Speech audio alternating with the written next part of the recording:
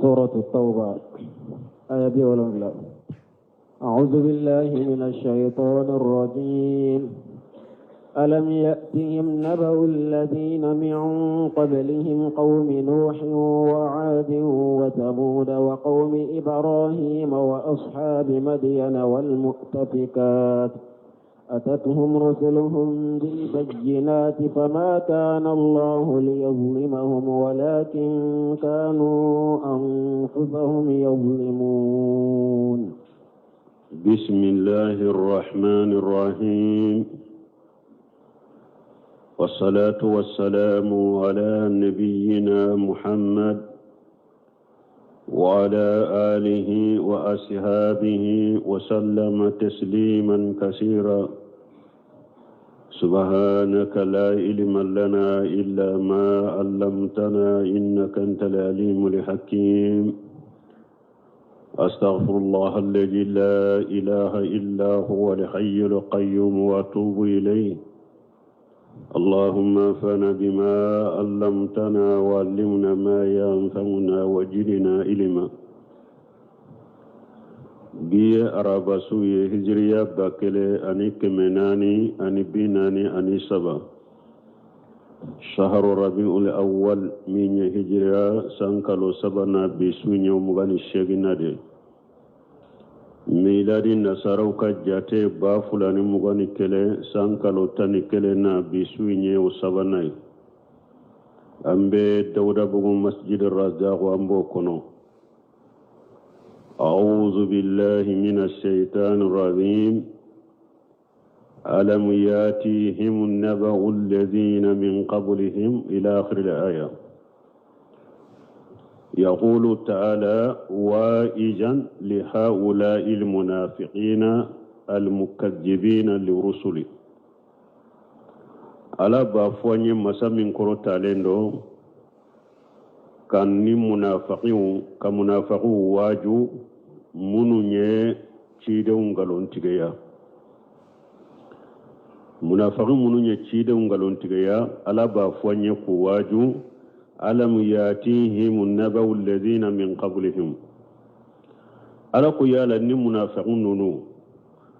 جما كل منون تمنا أولوني نو يتشيد ونغالون تيغيا ني ألا يو هلاكي يا لا يقولوك كبار يا من نونو فنموا أي ألم تخبر خبرا من كان قبلهم من الأمم المكذبة لرسله. manto munun temena ulunye nu ye chide ungalon tigeya ya law ka kibariya mana ni munafiqun ma wa munun fana be chide ungalon tigeya. qaumun nuh o jamakulu yembo jamakulu jumaye afolo nuhu kamu wama asabahum min al-kharqi al-ammi li jami' ahli al-ard. nuhu kamu munu nu ye nuhu galon tigeya ala ye ji do fana nati jimi mogo tumbe dugukolo kanna ya be halaki illa man amana bi abdihi wa rasulihi nuhu fo mogo milli manani ala ka cidenye ani ala ka jon nuhu na make munu limanani nuhu ye ala ye ji do de nati dugukolo be ji poy kabo sankaba be ji jigi danfe tumbe dugukolo la ala ya beto jin kono ka be halaki fo munu limanani nuhu ye. donc ala ko kibariya manawa munu fana be cide ngalon tigeya ni jiyan labana nuhu kamo ka kibariya manawa mawa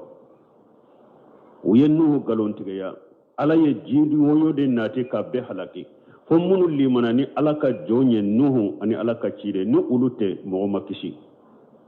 o kibariya manawa mawa. jamakulu fulanna wa adi ani adi gankaw kayfa uhuliku bi rihil aqim.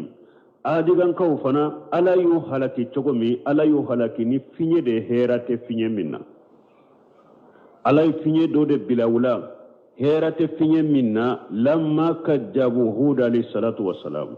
tumamu yahuda galontigaya adi gankaw ala ye finye de ci ulu fana makabbe halaki o kibariyamuna mogo mawa munum be ciden galontigeya jama kulu sabana wa samuda ani samudu gankaw kayfa aghjatuhum sayhatu alayhim malikade pere ulu fanalma lamma kajjabu salih alayhi salatu wassalam wa aqaru naqata tumamu yasalihu galantigeya kanyame ka fasaw tige ka faga alayhi ulu fana halaki chogodi ayem malikawde pere umma abe akelen kele be yere ni yere ye fo katisa kinimbo ya no kibariyamana ni munafiquma munum be ciden galontigeya jama kulunanina anko folo nuha kasoro mun nuha kamugon fulana adigan kan sabanna samudigan kan nanina wa qaumi ibrahima ya la ibrahima kamugon mana uka kibariya mana nim munafiqun mawa munum bake kaciden galontigeya kayfa nasarahu allah alaihim alay ibrahima deme kamugo kacogomi wa yadahu bil muajjati jahirati alay ibrahima deme ni dese fe munum be keneka wa ahlaka malikahum namruda ibn kana'ana ibn kush al kana'ani lanahullah alay ufana masake halaki minye namrudu bun kana'ana alay ufana halaki parce que ale fana tawhidi jolila tuma mi ibrahima bake ka ala yira mogola akoko ale alade ibrahima ko ala letigi ala ko be hadama de nyanama ya be hadama de undo faga nimma sake ko ale fana be nyanama le ke ko ale be fagalike ako kam mo fulanati ako yin faga ya faga ako yin to ya to ako ne fana fuleka do nyanama nye do faga ibrahima bado ayengalonde tigeya ibrahima kambe nyana mali cogo minanninte me ibrahima bado delila worebe min ba jo minte ninye taw ibrahima ko ako ala be tile bo abo yorola e fana kana ni tile bin fege fa buhita leji kafara kafirin ka kuma tigera pew jabu masura bolo ninna ibrahima ko ni yenninke ko be nyana mali ke be fagalike ala be tile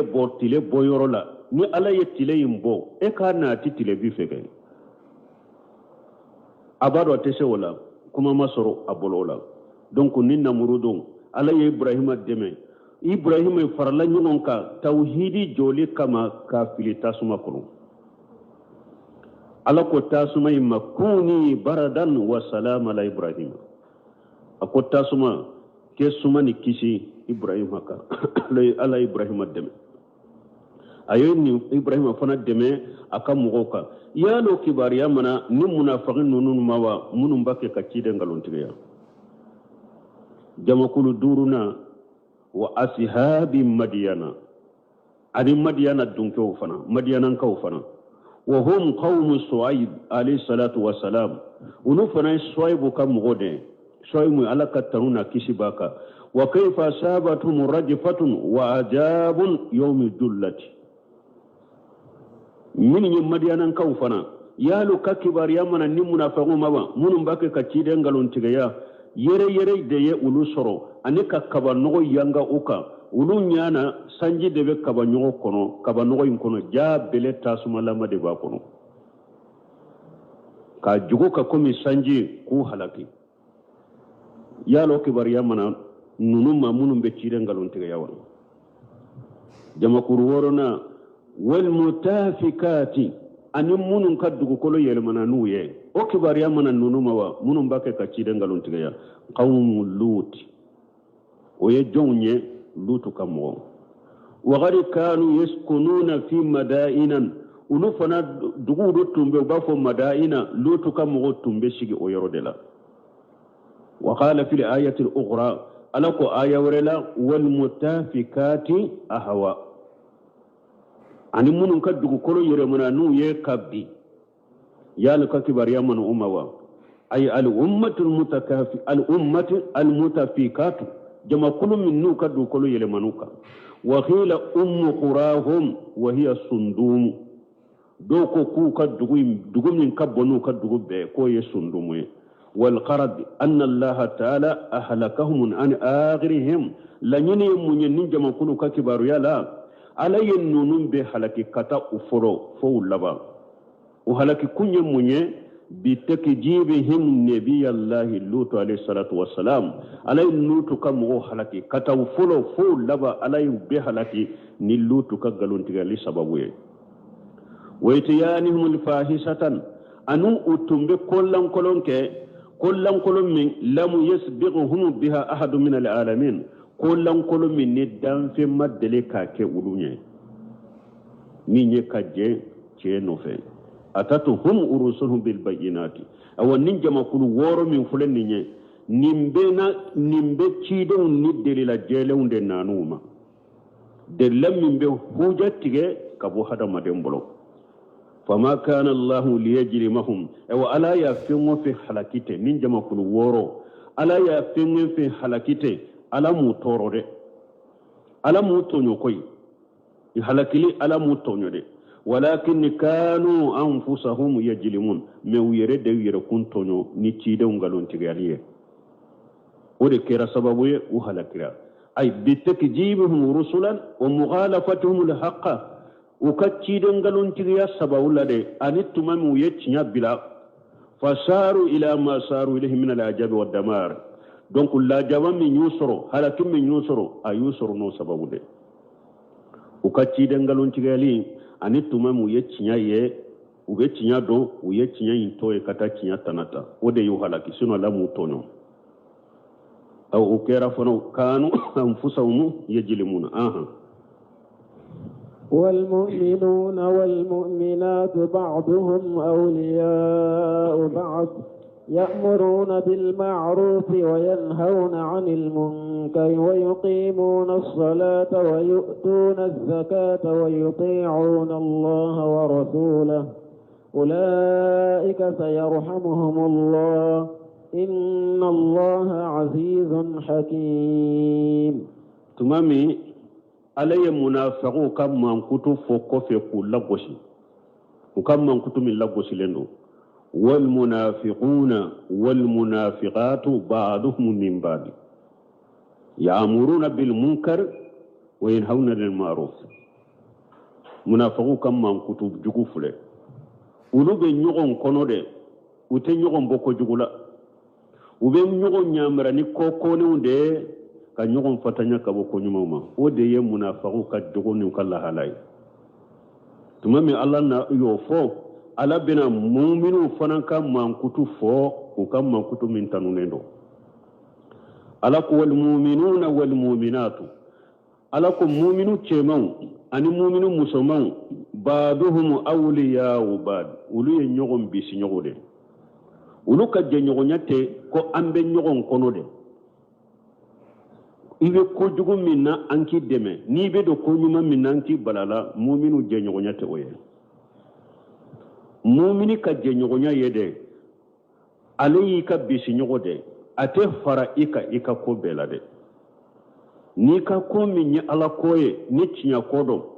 i ni balima mumini b'o kɛ ɲɔgɔn fɛ n'i ka ko min ye ala sɔsɔ ko ye ni nkalon dɔn mumini tɛ fara ɲɔgɔn na mumini ka o la muminu ka jɛɲɛ o dɛ olu ye ɲɔgɔn bisi ɲɔgɔn dɛ ya'muruna bil ma'ruf u bɛ ɲɔgɔn ɲamara ni ɲuman dɛ wa yanhauna anil munkari u bɛ ɲɔgɔn fatanya ka bɔ juguman ma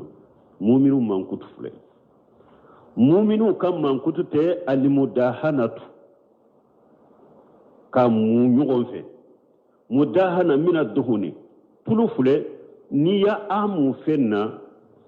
sanfɛla bɛ cogo min a bɛ fɛn sanfɛla kɛ cogo min ani fɛn kɔnɔna tɛ kelen ye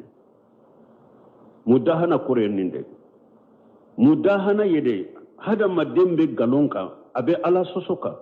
nka fara kan ka ala sɔsɔ in kan n kana bali ala sɔsɔ in na nka fara kan an ka jɛ a b'a ka ala sɔsɔ kan n t'a bali ala b'a fɔ nin de ye alimudahana to mumini tɛ nin kɛ nin ye haramu de mumini bɛ min kɛ alimudaratu o de ye mumini jogo ye ɲɛ bɛ jahili bɛ a bɛ jahili baara la n t'a to a ka jahiliya la dɛ min b'a la dɔnniya ni nɔgɔya ye u b'a fɔ nin de ma alimudaratu ite jahili to ka jahili ala de ni ba la dunya ni no yai fashiri ba ka fashiri ala nta to ka fashiri ala de mbe mba wole ka bo ka fashiri ina ni wole li chogo nyumai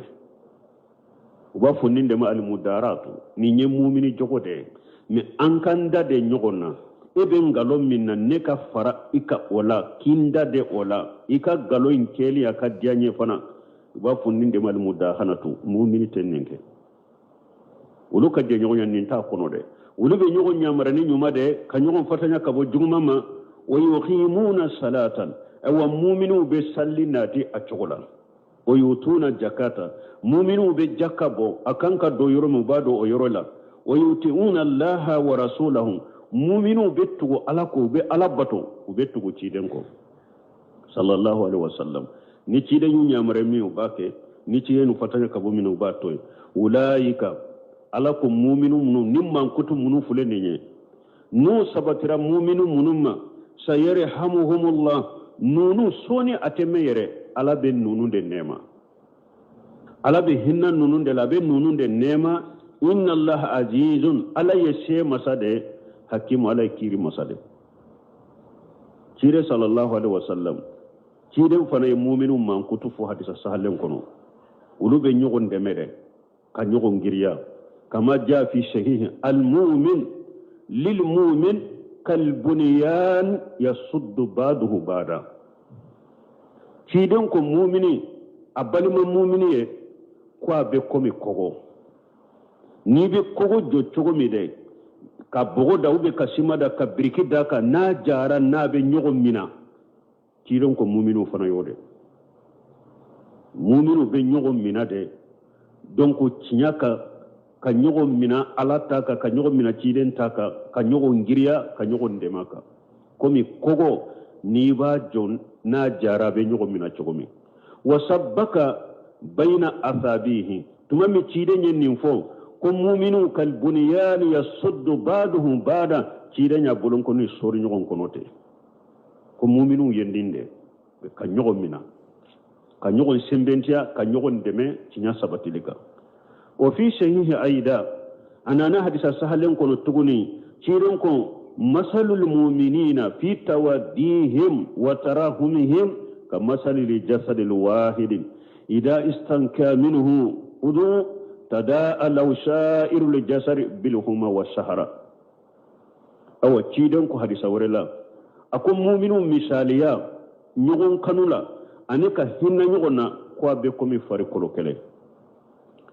farikolo fule ni sufe kelen banana farikolo la sufe to bebe nyogon wele aka kala ya soro sufe to bebe nyogon wele ka asinyan soro ka sinyana sufe kelen ka bana kama awa ciden ko mu'minu misali ay ninde ni hera ko be mu'mini kelen bolo mu'mini bebe nyi sonja ni ko jugun ni tora be mu'mini kelen ka mu'mini to bebe o tora soro mu'minu chogo yeninde ya'muruna bil ma'ruf wa yanhauna 'anil munkar nimbekum min alaqo wa takunu minkum ummatu yad'una ila al khair wa ya'muruna bil ma'ruf wa yanhauna 'anil munkar ni zakata ayutuna allaha wa chidenyu nyamara ni minye ubake chidenyu fatanya kabo minna ubatowe ulaika sayarhamuhumullah man intasafa bihadhihi sifat awani mugomugo ni man kuturani ni man kutun nunuye ala be nununde nema inna allah azizun ay yu'ijju man atahu ni mugomugo ni tura ala ko ye ala bato ala bi korta ala bi bonya fa inna li ijjata lillahi wa li rasulihi wa lil mu'minina bonya ala de tay bonya akachide de tay bonya mu'minu de tay mana ni mugo min bafe nka korota nka bonya soro nka korta soro tugu ala tako tugu ciden tako tugu mu'minu tako uba fo munu masalafu salim ni be korta ni bonya fe tugu nunu ko dron be balmaw ande bonya nyini ni korta nyini ni ewa dawla nyini ni togo nyini min najjama fu falati fara nyogon kalila woteseka bonya di mo woteseka korta di mo woteseka demedima obi sagi kode ka sage fana kila malo ya jinya kono ate sabati bolo jama fu falati galo kiyani galon fara nyogon ka mushrikiya ani ewa tauhidi fara nyogon ka kafira ni islamiya fara nyogon ka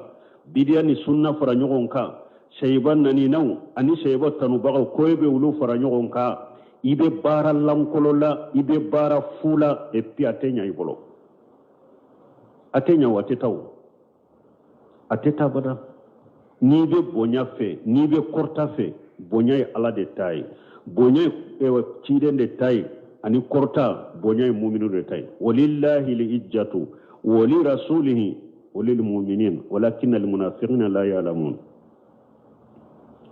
ala yere ninde fo qur'ana ko ako korta ni bonya ala de tay ani chide ani mu'min ako munafiqi todo de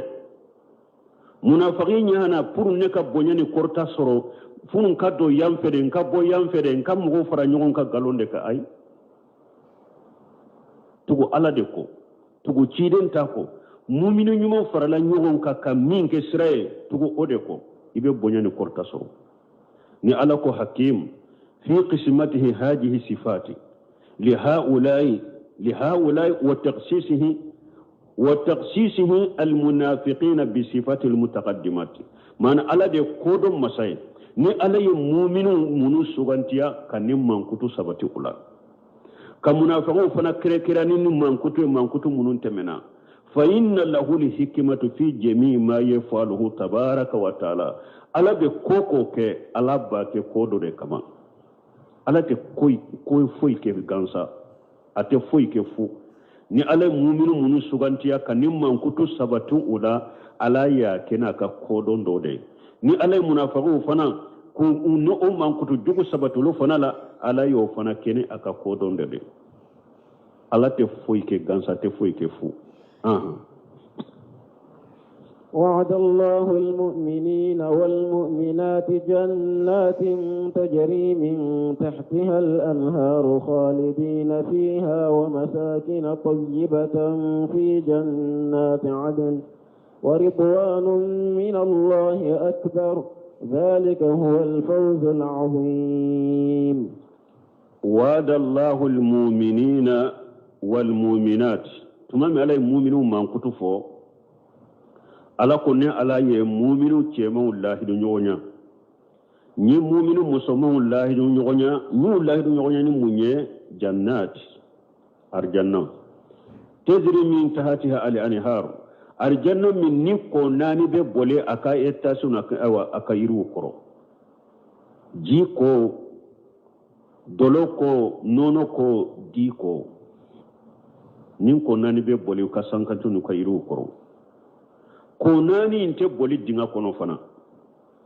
anharuha bi khairil uqdudi jarat subhana mumsiku anil faidan bun khaybu kon nuniya kono ako arjanna ka ko kutu ulute boli dinga kono de me senya be masaye masammin biumina fana ute chari kata yoroshi aya dona na bal tufajjiruna tafjira arjanna de nin ko nani min fule nubiye arjanna kono ubi kaswa de la ni ko koyin katile aka boli kata yoromi abeta inde har ni be etasi sanfe ni ko jin ka korta kanada be korta ki soroye khalidina fiha aw ni arjanna mu'minu chemo ni musoma ube doma kuno de wa masakinan tayyibata ani sigi yoro nyumaw arjanna sobu ye arjanna so munun kanyi fi jannati adni nu be sigi arjanna so kono nu te bo waridwanu min allahi akbar alaka jemin beke arjanna dewnyo o fana kabbo katem arjanna nema beka zalikan huwa al-fawz al-azim ninde ni yoro minna kabbo kosobe anana bukhari muslim kono aba musa al-asari ka hadisa ciden ko jannatan min jahabi aniyatuhuma wa ma fihima ciden ko arjanna so fula be ulu dilalendo ni sanude so yinyere ana kamina umbe abbe sanu wa jannatani min fiddati wa aniyatuhuma wa ma fihima arjanna so fula werebe ulu fala diralen do ni worije de arjanna so nyire ana kamino ani fengo femba kono abe worije وما بين القوم وبين أن ينظروا إلى ربهم إلا إرداء الكبرياء أو أرجنا دو فيتو أني على يليتش فو على كبونيا برفيني بو أيرلا على وجهه في جنة عدن فيت أرجنا دو ني على يليتش فو على كبونيا برفيني بو أني دولة أرجنا كنو وكاي حديث أورلا تشيدنكو للمؤمن في الجنة الخيمة alakum mu'mini tantan do biye arjanna kono min lulu watin wahidati mujawwafati min dilalelo ni lulu ye akono ferele tulu hashituna mila fi samai ajanya mila bi woron kata sanfe lil mu'mini fiha ahaluna mu'mini nin tantan koro demba yabe muso bi bolo nin tantan koro yatufu alaihim ni eyerebe munumunu unu nyogonche la yara ba'duhum ba'da tanke ni tanten korla firlendo kabo ika musote hari nyogonye me ubebe tantan kelende koron ibe fale ke nu nyogonche ni be tan ni fe ni bora fe ibe tan ni fe ka falen ke ka munumunu ke ni nyogonche si nyate sila me ubebe tantan kelen koron abe urata ka hadisa nana kiden ko kisini nema baka man amana billahi wa rasulihi akunni mogo limanani alay ani kide wa ghama salata iya sallina ta chola wa shama ramadana iya asungalo su fa inna haqqa lillahi an yudkhilahu aljannatan hajara fi sabilillahi aw jalasa fi ardihi aw ulida fiha kiden ko mogo illi manani alay ani kide iya sallina ta chola isunna ko ala bido arjanna kono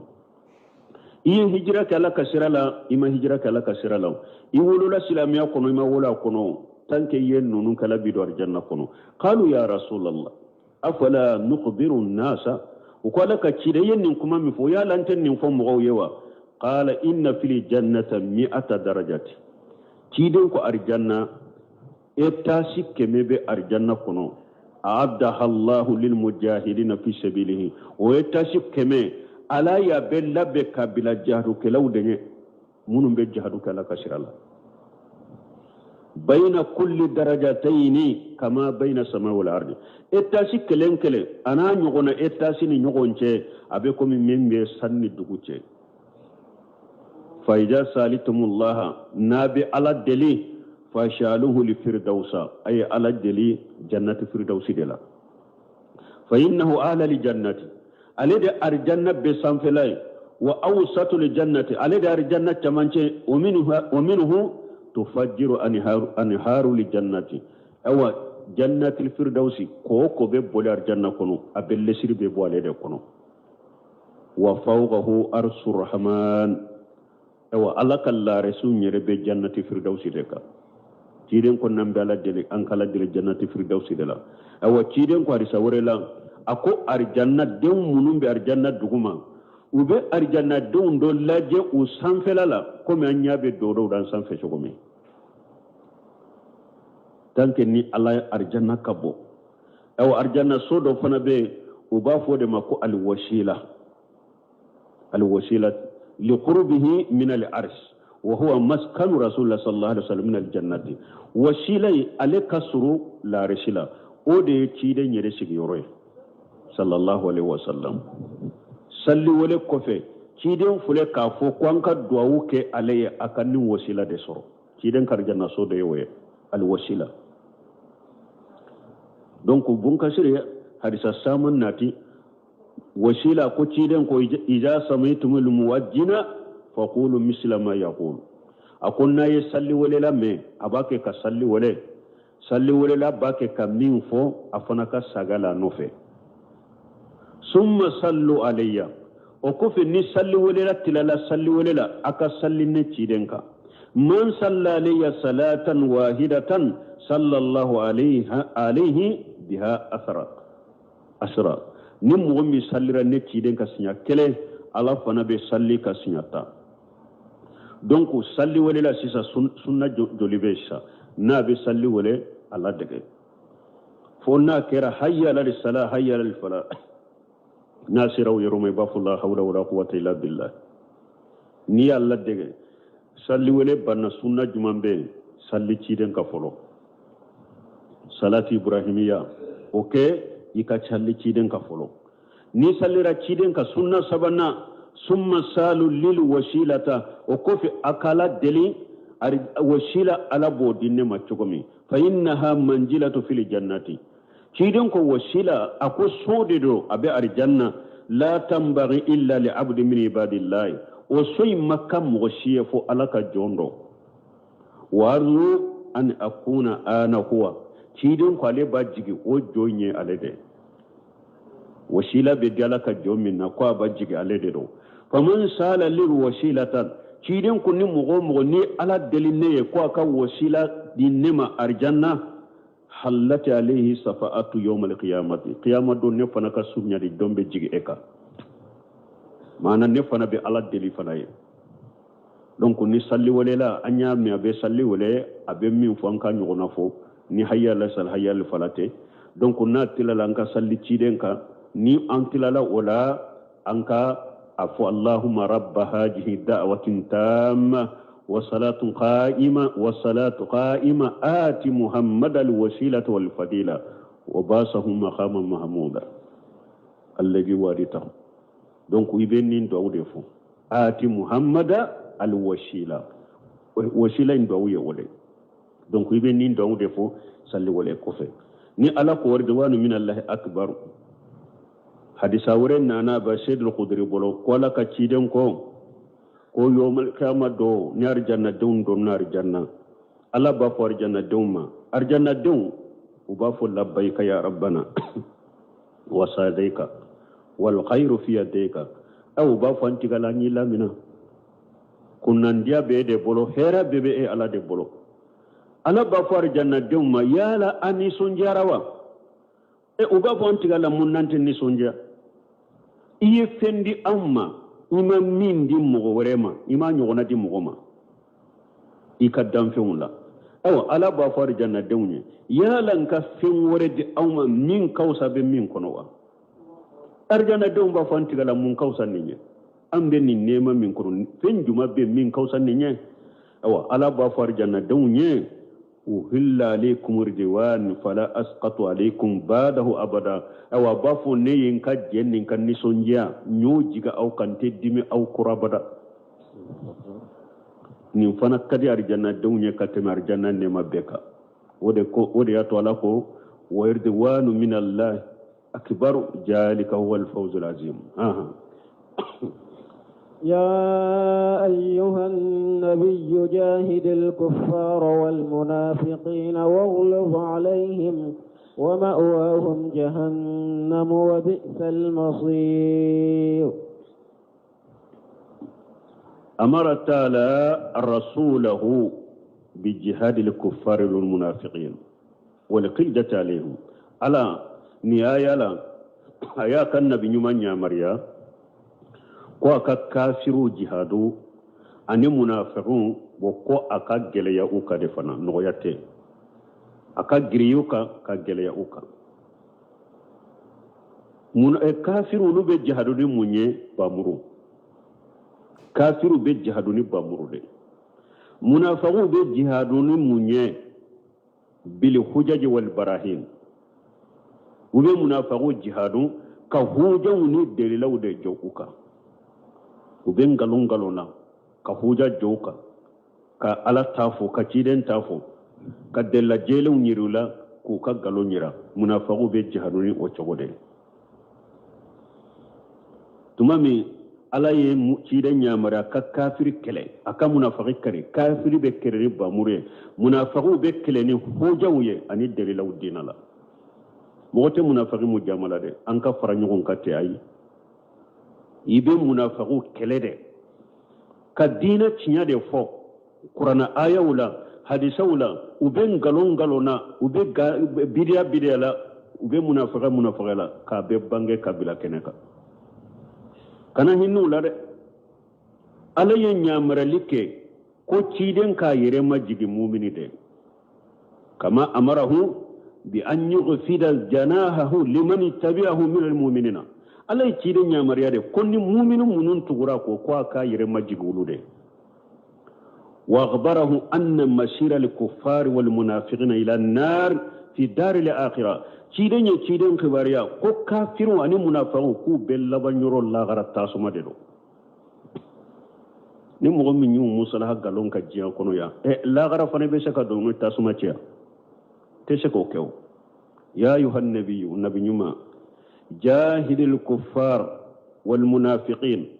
munafiq kafiru kele ni bamuru ye munafiqu kele ka hoja jawka wa khuruju alaihim ika giriyaw kade de kanan no ya takku shagare wa ma wa hum jahannam wa kafirun munafiqun وبفر نيون كيرو يجهنم ده وبسل المسير وكلبن يرو جويرا مين كلبن كيرا جهنم ده كلبن يرو جويرا ده هو مغم وي كافر ده جيان كونو مغم وي منافق ده جيان كونو نفاق الاكبر ابلبن يرو جهنم تاسما ده مين تاي نفاق الاصغر تحت ماشيات الله مين تاي منافق يا بارو ده بي بولو اني منافق جوغو بي بولو يكا منافق يا كبير الجنوب ده كنا amma ke munafiqe kumba bay ebe alaka jenkoro lagara ni jarale yana ya fi mina tar janna ni ma dia ya ni fana do jannaba ko itumbe munafiqe minna jiya kono ni ka jinubu hakke janna kabula inata ar janna me mogo tay munafiqe kumba bade ebe dume jannaba kono itebo يحلفون بالله ما قالوا ولقد قالوا كلمة الكفر وكفروا بعد إسلامهم وهموا بما لم ينالوا وما نقموا إلا أن أغناهم الله ورسوله من فضله فإن يتوبوا يك خيرا لهم وإن يتولوا يعذبهم الله عذابا أليما في الدنيا والآخرة وما لهم في الأرض من ولي ولا نصير ni aya anana bugari kono jeidu ibnu arqam utumbe misiri kono utumbe yoro do de la cide mbake ka kutuba kala cide nye kuma do fo ka kutuba kono munafiki do sigile ako aka kuma inna la in kana sadiqa fa nahnu sharru min al hamir konni ayasoro muhammadu bake kamin fo no yasoro de tiyen wala an ka jugo faliye tuma me ni fo jayd ibn arqam alaykum yimme ako fa huwa wallahi sadiqun wala anta sarru min al himar ako wallahi tide nya tiya tigide ne e fulede e ka juguni faliye summa urfiya zalika ila rasulullah sallallahu alaihi wasallam fajahadahu al qa'il o ko fe jeydu ibn arqam aye kuma yinta tara Allah se ci dema konni munafiqin nin kuma de fo ye ci de nya munafiqin wala ko u ko ye nin kuma fo ako ale mafo ama chokajo kuma yinna ako ale mafo fu jeydu ibn arqam hamina kosobe ka kammi ka fudunu parce que do ko jede bu nar xamia ye galonda ci la ko ay galonda o wati fana ka galon sabati mo ka ko do min ka giri ko sobe jede bu nar xam hamina ko sobe ku tola alaye aya jigi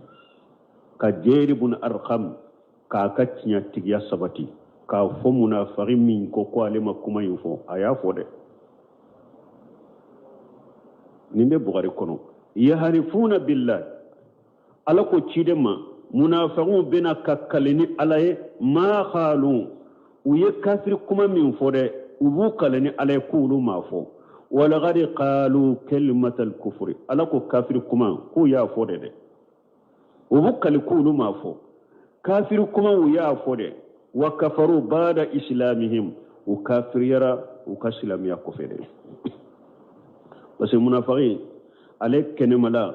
abe seri kuma fulafu ka ke silamai ka sura dusuku silamiya te munafiqiya debe kafiriya debe awa ala ko kafiriya de doro ka silamiya kofe wa hammu bima lam yanalu uhammina ni fenye imase ka min soro yere ko o fana jumaye munafiqatan fula nyona munafiqatan fula ciden tara kere bolo dera anato iritu do dala munafiqatan fula tara dogoye ko ciden na kan nyame nato ku be giri kabo tu kono kan nyame mbaga ko ni nyame bora akoro ko abebbi kasa o munafiqatan fula ulu de tara uddogo ni chogola tula wo ciden fana nato sana kace dura surunyane wakati mi dro alay jibril chama kam mo tan fula be to foy karasani karasa uddogo lembu nyede ni yorma sinana o ciden fana ye jamakulu do wuli ako ayta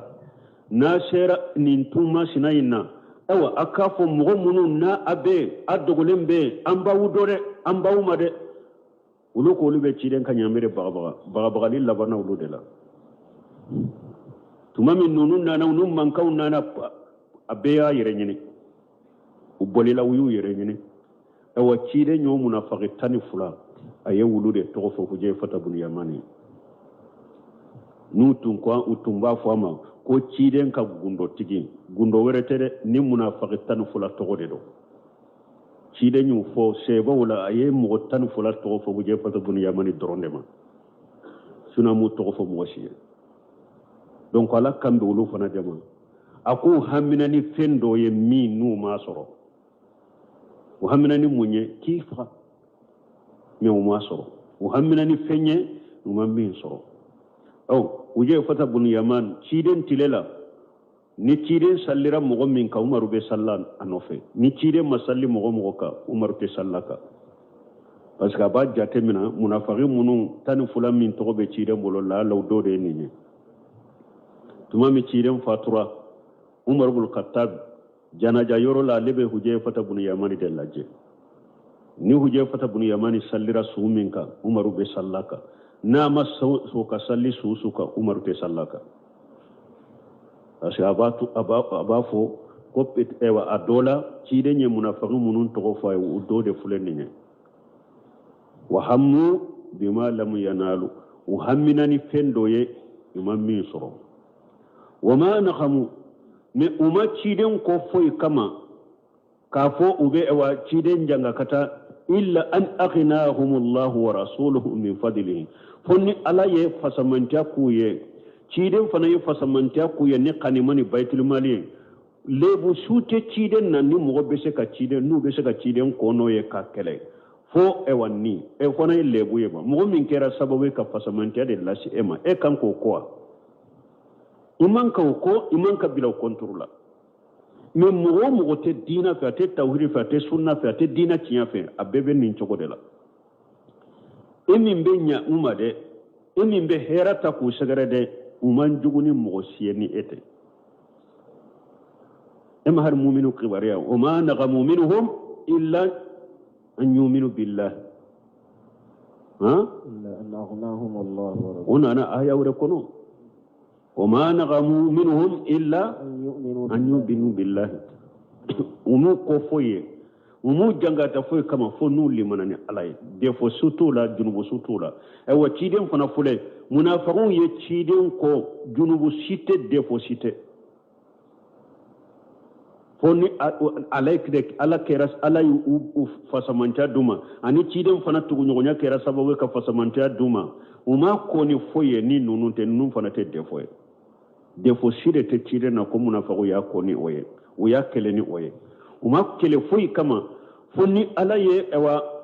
ukariya ni aka fasamanta ye ani tshiden fana ye she ukariya ni aka fasamanta na ye kanima min du uma sino defo site tshiden na فإن يتوبوا يكون خيرا لهم mais Allah ko ni munafiqun no tubira kata alama uyu yere sagi kata alama obe kuma hera yede ko ode yato tuma min madinan kaw udimina na ciden koro do dimina na ciden koro unaini do ko tilalila ko ciden kam mo ko lu de ye keleke ne ciden kam mogo ko ayen na folota ka duma mogo kele undo nyame keme mogo kele lo nyame biduru ka soro kam mogo tese kele la ulu de bese kele la na folo tilali na ya kam mogo sugantiya tuma min kera ciden ko madinan kaw ako aye fara nyogon ka yorola ma ko be awla madinan kaddamo ansaru damaw farala nyogon kai aw ciden nanu umaye ako koriw mogo were taw cela yade uko ay mogo kelen de be o fana ye ambalima muso denke de ciden ko ibnu uqtul qawm minhum ako mogo ko na balima muso denke o ya dode aw ciden ko madinan kawma ako alamu azidukum dullala fahadakumullahu bi ako nema aw soro ya filibantu de wa ala ya kandane ne sababu ye wa kuntum mutafarriqina fa allafakum Allah bi ni aw soro ya afara faralende do foy tani nyogonte ni kelete ala ya fara nyogon kan ni sababu ye wa alatan ni ya soro fantawnde ya atunte foy la ni na foro barawute fa aqinakum Allah bi ala ya ke setugo ye ni ne ka sababu ye kele wuli la baitul mal min sura khanima munun sirla akira setige ni ne ka sababu ye كلما قال شيئا وقت نتشيرين كما فو قالوا مرينا كاو بافو الله ورسوله امنوا بافو لنا كتشيرين de kanka mo kunada alana tshireen ulu de kanka mo kunada donc bun kasir yenni hadisan natini munye na ko ma naqamu illa an aghnahum Allah wa rasuluhu min fadlihi kire nyere yen fo marinan kaw ako atunye de sebagato de ala yaw ke setige ninne ka sababu donc mo marinan kaw toujours o fana uye ko munun ke cide nyen ulu mo fode ko ala na ka cide ne kanka mo ko nada hadisan na chogo do la cide ko ay aw fana tumbe se ka fo tuma mi e fana mo uyuge ande yi bismillah tuma mi eka mogo yi galon tigaya ande darila ki tinya tigaya tumami eka mogo yi kan na fulo kumantima ande ye an kan na fulo labilaya afana tumbe sheka ninfo ne madinan kaw awu nyana de yala madinan kaw awu tafe makan kaw uluni misiw ni baw ni nyamu kata makawa awu ni ciden kata madinawa o ko kada nyeke akoni makan kaw nyame dirim misi dirima sagaw dirima uluni misi unin e wa sagaw ni fewun de tara makka awuni alaka ciden fule kata madina o taw bo aw madinan kaw aw de ne ka kanna droki fitine makka kaw yen ka droki bade mana ni aw de kasuru kateme uka nin kele madinan kaw ni sonjira faw do kasira bombo si unyigira kasibolo ko cidan sonna donc ala fule ko de foya de fo wore sitte cidan ya ni munafiqu ye ciden kere nayi fo u be nema min yere la sababu ye ciden de mi ala ko nu tobira wayuma herayde wayin yatawallaw min nu yu kodi umaso tubuma yu'ajibuhumullahu adaban alima fid dunya wal akhirati ana bulla jabala la jaban min bulla dimijani la garabe mo be munafiqiya la jiyan kono ala ko nima tubi nima sagi ale ala billah jabala min billah dimi jiyan kono ani la gara wa ma lahu fil ardi min wali wala nasir awa ite bisinyo fana sorote deme ba soro yere la duku kolo kafana ni ala ko be mo la jaba jiyan kono ya la jabala min billah dimi bisinyo de te soro bolo ni bi ka ko bisi oma deme ba te soro bolo ni min bi deme ni alate ومنهم من عاهد الله لئن آتانا من فضله لنصدقن ولنكونن من الصالحين هل بيالا بمنافقو كجوكو كاكتا ألاكم منافقو دوبي منافقو لا ولو بالله دو دتا علي كوني ألا نا يشدي نما أيو فسمانتا دي نما nebe sadakati de bo nebe ke mogo nyuma de mogo chaman fana ni aya be bika munafiqu doron tede mogo chaman de be ni aya be bika mogo chaman de bafo ni ne na fulo soro ne be kabara fulo be ke ka misiru jo alay ni ne na fulo soro ne kabara fulo be ke hijude ni ne na fulo soro ne kabara fulo be ke alimurawde ni ne na fulo soro ne be hinna pantawni mbali masuru de la mbali man no yen na fulo soro fengo fen fule ni nyaate yew keneka abenye simina nka tere musanku bila aveniri abenye simina nka dosa kujo abenye simina nka kontu daile banki la kana fulo bila afantala matumbe kuma fa benye na beko munafiqu jogo de rode alakum minhum man akum mugo dobe munafiqu la ahada allah wa yallahi dude ta'ala ye lain atana min fadlihi kunni ala ya kafa samanta di alema lana saddaqanna kumbe ke saragati kelaye wala nakunanna min salihin ndeme ke mugo minye mugo nyumay fama wafa atigi ni munafiqi sugu amadda falike wala saddaqa fima ada anda aymin fo amo fana tinya tigiya ayallahidu minta ama dafa ayi kuma min fo adala ama kuma cinya tigiya ala yerebuno fo فلما آتاهم من فضله بخلوا به وتولوا وهم معرضون فلما آتاهم من فضله ثم من منافق السجون أن مغمو بين الله دسوتا ثم ألا يكفى سمنتا دوما بخلوا به وبخلوا يرى ويتغي منجليا كني فسمنتا ويالله الله دوتا ثم من فسمنتا ديروما بخلوا يا نانوما وبخلوا يرى تغي منجليا ويوكي ويه صدقاتي كم من فو يموكي mbeke mogo nyuma ye imoke lahidu min tara ajamfara kuma min tara uma cinya tigiya watawallaw uyu kodi wa hum mu'riduna ubanne kallahidu indafa uyu kodi kabaka lahidu indafa lahidu min tara uyu baka dafa kuma min fora uyu baka kuma imbo asirafe uyu kodi kabba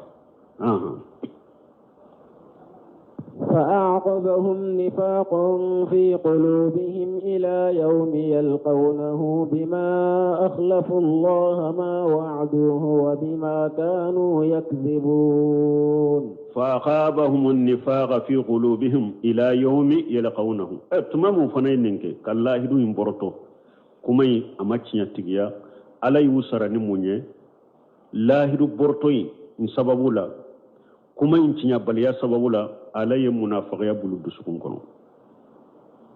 alaye munafiqiya de bulu dusukun kono bima aqlafu Allah ma wa'aduhu willahi minta alaye wallahi dum funko nyugonyale sabula ala fanaye munafiqiya bulu dusukun kono o bima kanu yakjibun anu nu ye galo mintige uye kuma min fo dala ka galo mintige ni alaye nindinema mbeke saragati bole mbeke mogonyuma kuma min fora kuma inkera galo nyu bolon lahidu min tawra amad dafa o sababu la lay munafiqiya bila udusukun kono wodi ato ciden ko ayatul munafiq salasu ako munafiqi tamanse sabade ka fo munafiqi jogo be karasala ube munafiqiya bara jogo be karasa bolo ciden ka tamanse sabade ida hadasa kajaba na kuma na dro ka baroke dro be galontige na yo ye mugo la na kuma na nu ko ita mafula karasata kuma tewa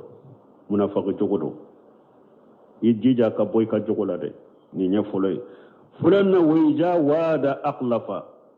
na yallahi dima dro an ka nyon soro yamfe nden nin dima nden ninkiye awallahi dum fonko nyonya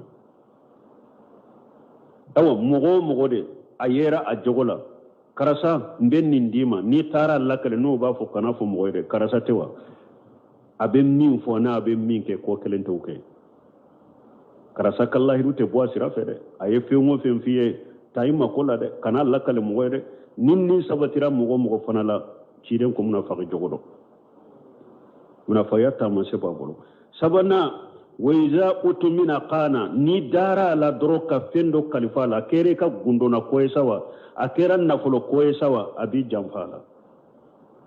كانا كما فواري كو غندو دي ebubu min kalama ni dugu be jeba ame fambe ni ya fo la fe befe sani dugu ka jeba me fambe ni ya fe sogoma de sani ewa tile ka biba me fambe fe kalifa fendero ya kalifa la bi sini ni tara iba sura kontege serama jiden ko ni saba tira mo la munafiqiya ta man se de fule ninye munafiqi jogo de fule ninye mo ki yere kolosoma donc lahiru guruja lahiru borto ika kuma boy fodala ute bo asrafe silama nyumam be ki yere kolosama ko nyuma unte de hada maden kake niye kuma min fa ka bo asrafe bal ma an ka folo mo tawhid min fule kene ka sisa o tumbe tunte udu tilela me ka dala kantun ka gelaw bolo nu ye kuma min fu be saka de nu ye lahiru minta ewo harin ne ado be sa ube washiya ke mo doye ewo aba jantola de karsantu ni lahiru taye ni ala ya ke ni ne maboni banayina lahiru aya bo ashrafe de folo mo nin tumbula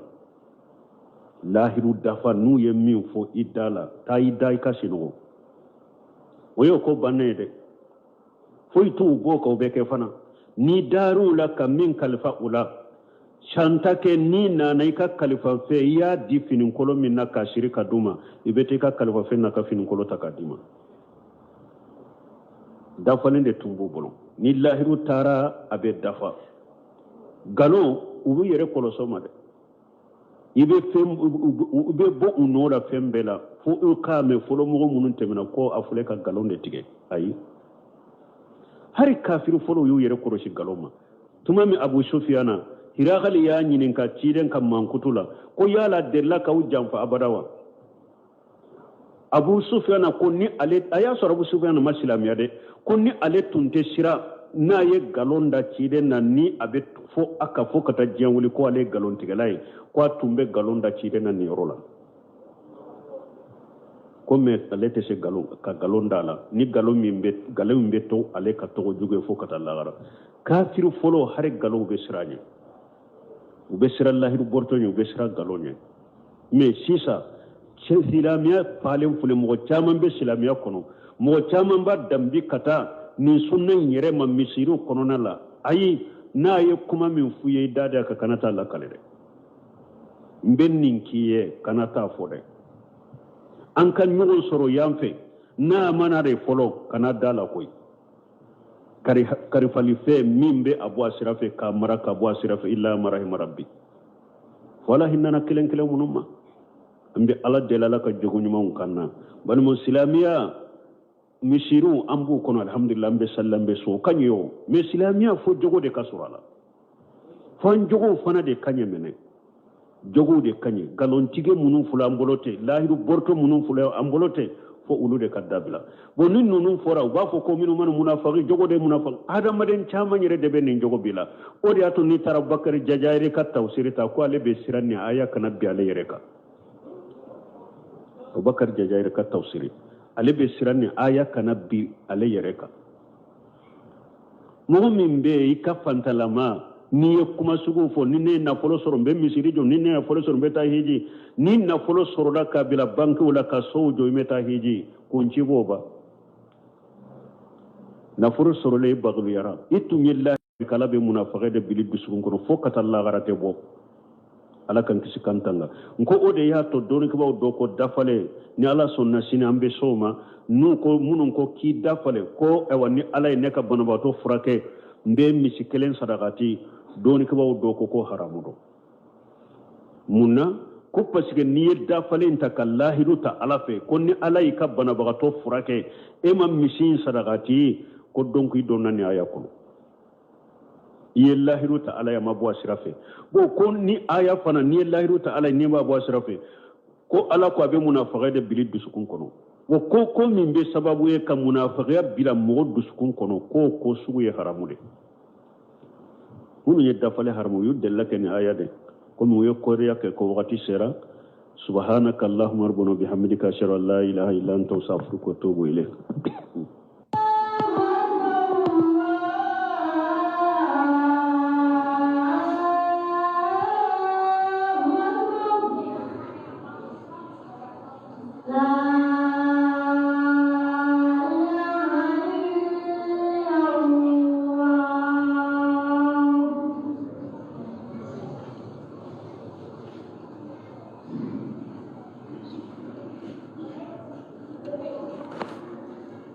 إن الحمد لله نحمده سبحانه ونشكره شكرا يليق بجلاله والعظيم سلطانه. من يهده الله فلا مضل له ومن يضلل فلن تجد له وليا ومرشدا. ونشهد أن لا إله إلا الله وحده لا شريك له إله الأولين والآخرين وقيوم السماوات والأرضين ومالك يوم الدين. اللهم صل وسلم وزد وعنهم وبارك على عبدك وصفوة خلقك محمد بن عبد الله والرسول المصطفى صلى الله عليه وسلم وعلى آله وأصحابه وأزواجه وذريته والتابعين لهم بإحسان إلى يوم الدين وسلم تسليما كثيرا. أما بعد، فاتقوا الله أيها المؤمنون في السر والعلن. عباد الله، إنها خلاصة التوكل ومدار التفويض وأصل التسليم وحقيقة